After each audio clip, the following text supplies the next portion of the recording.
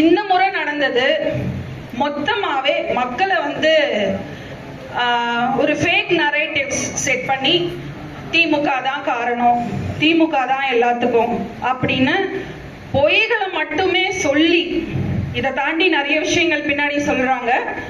ஆனா மக்கள் வரைக்கும் நான் சொல்றது வந்து ஒரு கல்ட் மென்டாலிட்டியில இருக்கிற பீப்புள் என்ன பண்ணாலும், என் தலைவன் என்ன பண்ணாலும் அதுதான் கரெக்டு, என் தலைவனுக்காக நான் என்ன வேணா பண்ணுவேன் அப்படின்னு இருக்கிற ஒரு பைத்தியக்கார மனநிலையில இருக்கிறவங்களை பத்தி நான் பேசல.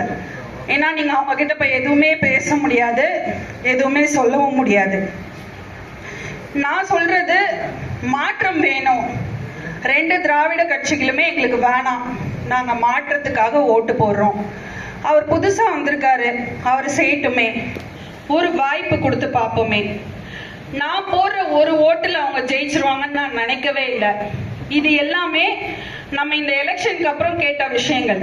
சோசியல் மீடியால இருக்கட்டும், நம்மளை சுத்தி இருக்கிறவங்களா இருக்கட்டும், ஓட்டு போட்டுட்டு வந்தவொடனே யாருப்பா ஓட்டு போட்ட, நம்மளுக்கு தான் போட்டேன், திமுகவுக்கு தான் போட்டேன் அப்படின்னு சொல்லிட்டு அங்க டிவி கேக் போட்டு வந்தவங்களும் இருக்காங்க. ஸோ இவங்களுக்கெல்லாம் என்ன புரிதல் இருக்கு, என்ன மாற்றத்தை இவங்க எதிர்பார்க்குறாங்க, நம்ம தலைவர் பண்ணதை விட இவங்க பெட்டரா பண்ணிட முடியும் அப்படின்னு எதை வச்சு நம்பினாங்க? எத்தனை வருஷமா அவங்களோட பணிகளை இவங்கெல்லாம் பார்த்தாங்க அப்படின்னா எதுவுமே கிடையாது. அவங்களோட மேனிப்புலேட்டிவ் விஷயங்கள், திமுக இப்படிதான் ஊழல் கட்சி, அதுகிட்ட வந்து இவ்வளோ ஃப்ளாஸ் இருக்கு, இவ்வளோ விஷயங்கள் இருக்கு, எல்லாத்துக்கும் காரணம் திமுக தான் அப்படின்னு அவங்க சொன்ன மேனிப்புலேட்டிவ் செட் பண்ண விஷயங்கள்.